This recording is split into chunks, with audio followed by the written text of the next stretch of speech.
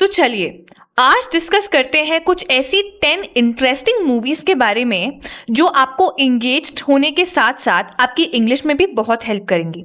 Hello and नमस्ते, मेरा नाम शुभ्रा है और आज के इस वीडियो में हम 10 ऐसी मूवीज के बारे में बात करने वाले हैं जो आपके प्रोनाउंसिएशन, आपका एक्सेंट, आपकी ग्रामर, आपकी वोकैबुलरी, आपकी इंग्लिश और अगर आप एक बिगनर लेवल स्पीकर हैं तो ये मूवीज आपके लिए बेस्ट हैं। So let's get started.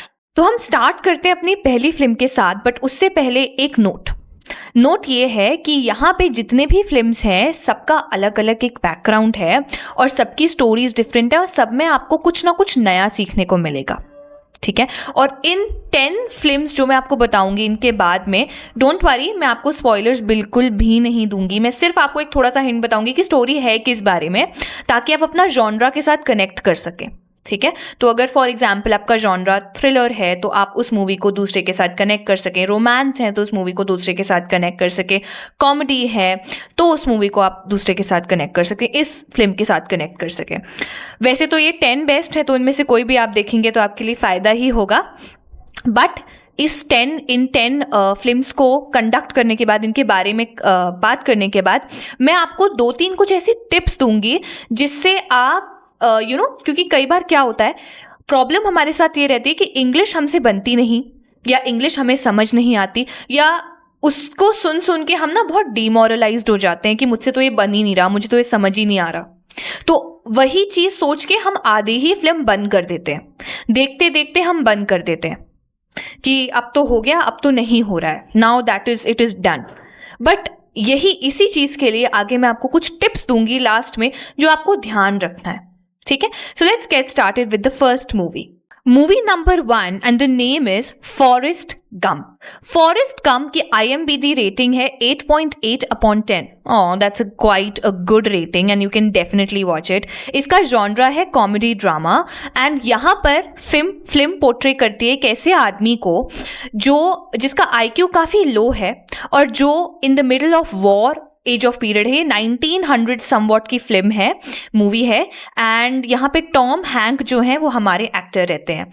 And इस मूवी में पर्टिकुलरली हमें ये पता चलता है कि जो हमारा प्रोटैगनिस्ट है उसका IQ काफ़ी लो रहता है, which is why he just wants to reunite to his sweetheart, to his childhood friend Jenny. And इसी के अराउंड पूरी स्टोरी रिवॉल्व करती है and that is what Forrest Gump actually is, ठीक है। इसका रेटिंग बहुत अच्छा है और अगर आपको कॉमेडी और ड्रामा दोनों पसंद है then you should definitely go for it. This is one of the movies that you can से।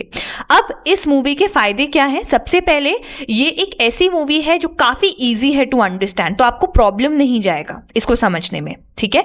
एंड बहुत बिगिनर फ्रेंडली है। इस मूवी का जो एक्सेंट है वो US का एक्सेंट है, जो साउथ पार्ट है ऑफ यूनाइटेड स्टेट्स उनका जो एक्सेंट है वो यहाँ पर पोर्ट्रे किया जा रहा है।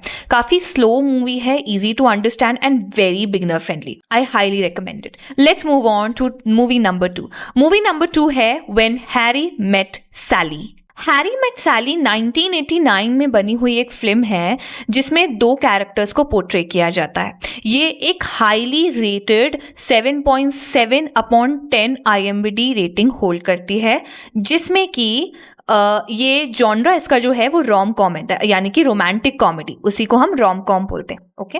तो ये रोम कॉम फिल्म है। इसके अलावा इसमें काफ़ी बिगनर फ्रेंडली इंग्लिश है। अदर देन दैट इसमें लॉन्ग कॉन्वर्सेशन है इन द बिगिनिंग जिसको आप सुन के अपनी लिसनिंग प्रैक्टिस कर सकते हो। प्लस इसमें बहुत सारे कैटर फ्रेजेस हैं, प्लस इसमें काफ़ी ज़्यादा कैच फ्रेजेस हैं। कैच फ्रेजेस का मतलब ये है जो काफ़ी वेल नोन फ्रेजेस होते हैं वो, तो इससे आपकी प्रैक्टिस तो होगी ही, प्लस आपको वोकैबुलरी भी मिलेगी। तो I highly recommend you to go for this movie. Let's move on to movie number 3. Movie number 3 and the name is 4 Weddings and a Funeral. काफ़ी अजीब नाम है ना कि 4 Weddings and a Funeral. अगर आप वो पर्सन हैं जिसको ब्रिटिश इंग्लिश और अमेरिकन इंग्लिश में फ़र्क नहीं पता या एक्सेंट्स में काफ़ी कंफ्यूज हो जाते हैं, then this is the movie that you should definitely watch, क्योंकि इसमें 2 प्रोटैगनिस्ट हैं और दोनों प्रोटैगनिस्ट यानी कि जो 2 प्रोटैगनिस्ट हैं, हमारी एक्ट्रेस और हमारा एक्टर, दोनों ही 2 अलग अलग नेटिवनेस से बिलोंग करते हैं। एक ब्रिटिश इंग्लिश जानता है और एक अमेरिकन इंग्लिश जानता है। तो अगर आपको इस मूवी में कंपैरिजन चाहिए मतलब आप इस मूवी में कंपेयर कर सकते हैं in British English and American English. Plus आपको इस मूवी में काफ़ी ज़्यादा ब्रिटिश इंग्लिश के स्लैंग्स भी मिलेंगे। इसका IMDb रेटिंग है 7.1, that is again a very good rating you wish to go for. और मूवी में ये है कि चार्ल्स एक बैचलर है जिसको अपनी वुमेन जिसको वो पसंद करता है उसे वो प्रपोज करना चाहता है बट वो कर नहीं पाता है।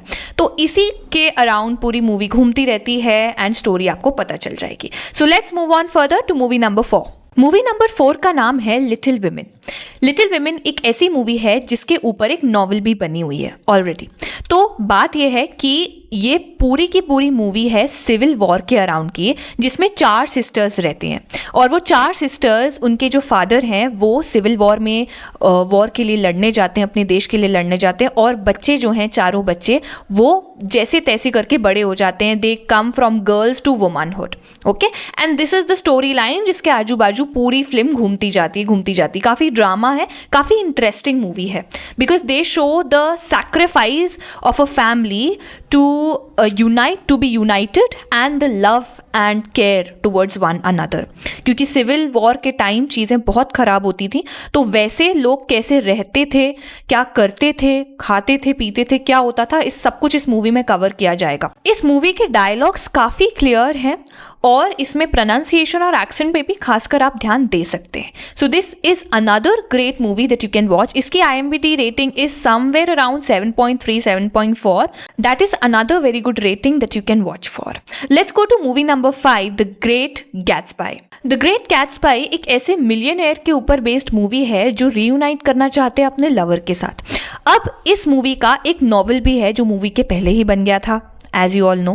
द ग्रेट गैट्सबाई काफ़ी ज़्यादा इंटरेस्टिंग मूवी है। तो अगर मैं इन सबसे ज़्यादा पहले अगर आपको कोई मूवी देखने के लिए सजेस्ट करूँगी, that will be the Great Gatsby because this is one of the movies जो आपको काफ़ी इंटरेस्टिंग लगेगी। इसमें थोड़ी सी ट्रेजिडी है but it is again a good thriller. And इसमें लियोनार्डो जो टाइटैनिक का एक्टर था हमारा, वही इसमें एक्ट कर रहा है, तो it's all the way more better. So I highly recommend. And इसका रेटिंग है 7.5 out of 10 IMDb। Let's go to the movie number 6। Guess what, हमारा जो नेक्स्ट मूवी है वो काफ़ी ज़्यादा नोन है।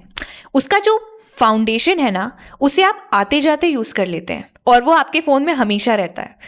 If you are right then it is Facebook. Exactly, हमारा नेक्स्ट मूवी जो है वो फेसबुक की पूरी स्टोरी के ऊपर है, यानी कि मार्क ज़करबर्ग का पूरा struggle from his college life to becoming a well known billionaire. ये सब कुछ मार्क ज़करबर्ग के ऊपर बना है। And the name of the movie is The Social Network. Social Network एक काफ़ी ज़्यादा इंटरेस्टिंग है स्टोरी, और इसमें आपको जितनी भी टेक्निकल वोकैबुलरी चाहिए और जितनी भी लीगल वोकैबुलरी चाहिए वो सारी की सारी इस पर्टिकुलर मूवी में आपको देखने को मिलेगी। और तो और इसका IMDb rating is just wow, it's 7.8 which is again a very good score for this movie. तो आई वुड हाईली रिकमेंड कि आप ये मूवी देखिए। अगर आप लीगल वोकैबुलरी में और टेक्निकल वोकैबुलरी को सर्च कर रहे हैं, definitely go for this movie. अब देखिए क्या होता है ना कि अगर हमें मूवी इंटरेस्टिंग लगती है तो हम इंगेज्ड रहते हैं। मूवीज़ का सबसे बड़ा पॉइंट ऑफ व्यू ये रहता है, या पॉइंट ये रहता है, हमारे सामने पिक्चर चलती रहती है तो हमें कुछ ना कुछ तो समझ में आता ही है कि क्या चल रहा है, क्या हो रहा है। एंड अगर आपको थोड़ी सी भी इंग्लिश पता है, थोड़ा सा भी आप भाषा को समझ पा रहे हैं, तो उसे बेटर बनाने के लिए जितना आप सुनेंगे भाषा को, उतनी भाषा बेटर बनती जाती है। वो कभी पीछे नहीं हटेगी, हमेशा बेटर बनती जाएगी, हमेशा एक स्केल पे ऊपर मूव होती रहेगी। Okay, so just movies is a very good engagement to learn any new language. मैं सिर्फ एक लैंग्वेज की बात नहीं करूँगी, बट जितनी भी लैंग्वेजेस हैं जो आपके डिज़ायर में कि आपको लर्न करना है, Spanish, French, Sanskrit, any language, watch the movies and you will definitely be able to understand the language थोड़े से टाइम पीरियड के बाद में। अपने आप जैसे आप 10-15 मूवीज़ भी देख लोगे ना, तो आपको कुछ ना कुछ तो समझ में आने लगेगा कि हाँ ठीक है, यहाँ पे ये चल रहा है, यहाँ पे वो चल रहा है। Will be able to get it. Movie number 7, which is another rom-com, and the name is Juno. Juno एक ऐसी टीनेज प्रेग्नेंट गर्ल की स्टोरी है जिसको अपने डिसीजन सेल्फलेसली बनाने हैं towards her unborn child.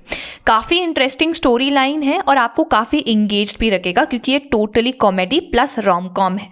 And इसमें teenage dramas and all these things, comedies and everything is there.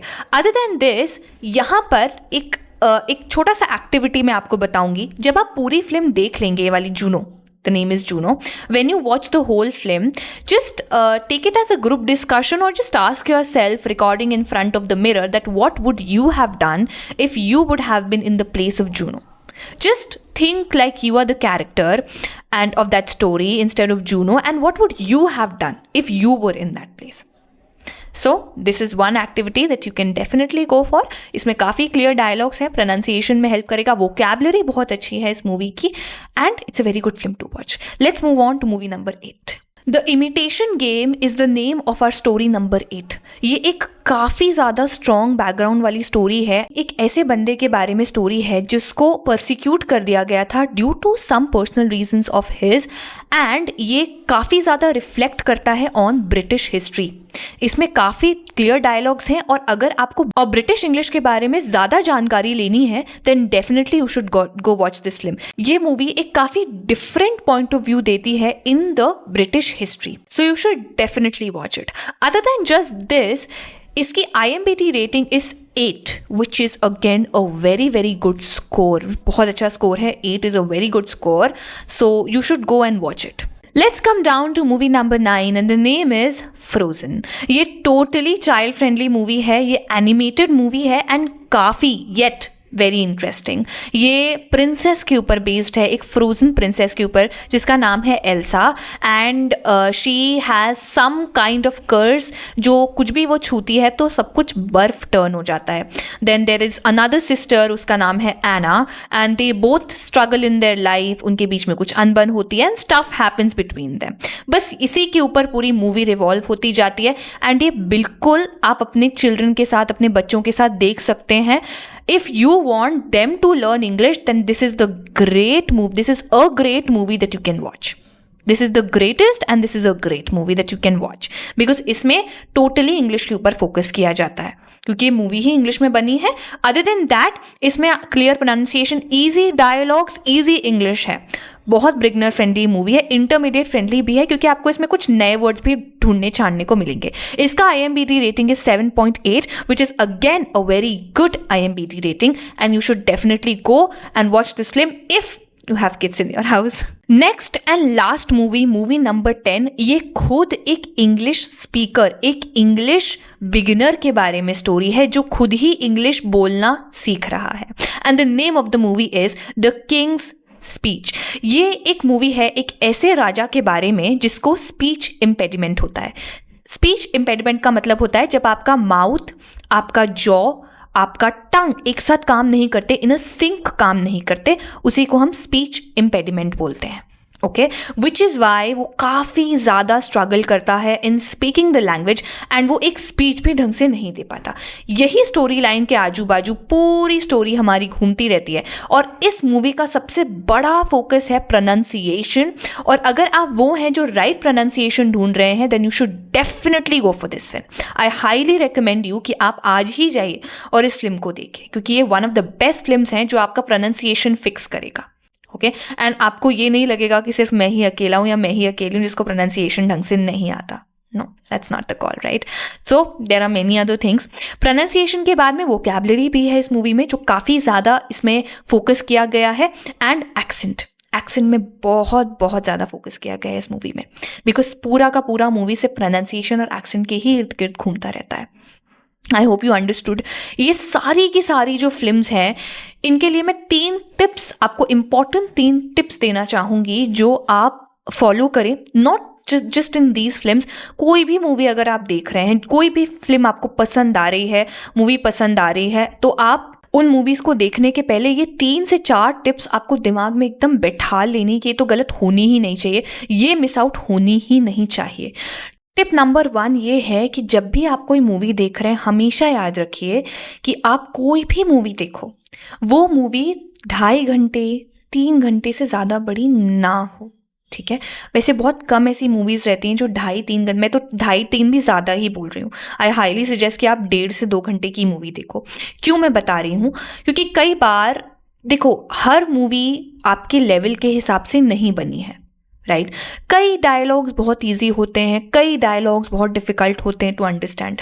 कई बार कुछ ऐसी टर्मिनोलॉजीज आ जाती हैं जिनसे आप कनेक्ट नहीं कर पाते हो, जिनको आप समझ नहीं पाते हो कि ये टर्मिनोलॉजीज क्या कहना चाह रही है, इनका मीनिंग क्या है एंड स्टफ लाइक दैट। तो tip number 1 is the shorter the better. आप जितना मूवी को शॉर्ट रखेंगे उतना बेटर रहेगा। क्यों? क्योंकि शॉर्ट मूवी रहेगी तो जल्दी समझ में आएगी, जल्दी क्लाइमैक्स होगा, तो आपको ये नहीं रहेगा कि अरे अब मुझे मूवी बंद करनी है, अब मुझे नहीं देखा जा रहा, अब मुझसे नहीं हो रहा, मेरा मोरल डाउन हो रहा है। नो नो नो नो, आपको डीमोरलाइज नहीं होना है। आपको मूवी देख के इंग्लिश समझनी, नहीं भी समझ आ रही मैं तो कहती हूँ पूरी देखो, एटलीस्ट सुनो तो।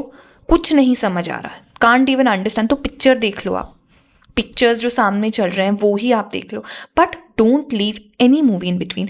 एंड आई हाईली रिकमेंड कि आप शॉर्ट फिल्म ज़्यादा देखिए। जो यूट्यूब पे 10-15 मिनट्स, 20 मिनट्स, 25 मिनट्स, 30 मिनट्स के तो शॉर्ट फिल्म्स आते हैं, watch those, they are very very helpful और वो बहुत इंगेजिंग भी रहते हैं। तो ऐसा नहीं रहता। You can also watch shows जैसे Friends, the Big Bang Theory, Two Broke Girls, amazing shows, these are amazing, ये भी आप देख सकते हैं। Then tip number 2, that is you always have to use English subtitles, हमेशा हमेशा, ठीक है। सबसे पहली बात तो अगर आप इंटरमीडिएट स्पीकर हैं या फिर बिगिनर लेवल स्पीकर हैं, हमेशा इंग्लिश सबटाइटल्स यूज करिए, ऑलवेज, ठीक है। जब तक आपको ये नहीं लगता कि नहीं यार अब तो मुझे समझ में आ जा रही है, तब भी आप कैसे करोगे? जहां आपको लग रहा है कि नहीं अब पेस बढ़ रहा है, अब लैंग्वेज समझ में नहीं आ रही, तब आप ऑन कर दो, बाकी टाइम आप ऑफ रखो, but start doing it because it is necessary. नहीं तो आप सारा सब कुछ दिमाग के ऊपर, सर के ऊपर से चला जाएगा and you will be able to get nothing into your hands. Tip number 3 and the last tip, that is avoid pausing the movie to look up for the words. अगर आप ये देख रहे हैं कि अच्छा ये नया वर्ड है, नया, इसका मतलब नहीं समझ में आ रहा, चलो मैं इसको, ऐसे कई वर्ड्स आएंगे जिनका मीनिंग आपको समझ नहीं आएगा। डजंट मीन कि आप मूवी को पॉज करते जाएं फिर आप search करें for the words. No, that is not the correct way. What will you do is you will actually just write down the words that you like.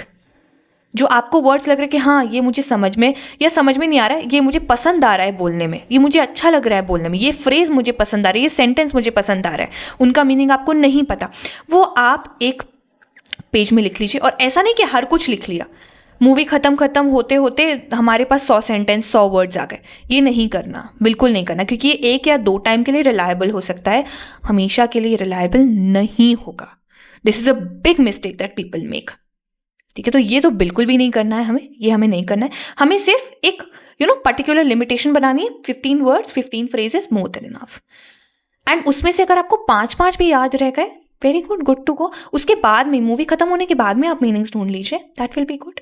So I really hope you guys have understood each and everything that I have told you, and I really appreciate that जिन भी लोगों ने end तक video देखी है, please comment down in the comment section whether or not you like my suggestion, and I will see you guys in the next video. तब तक के लिए bye bye.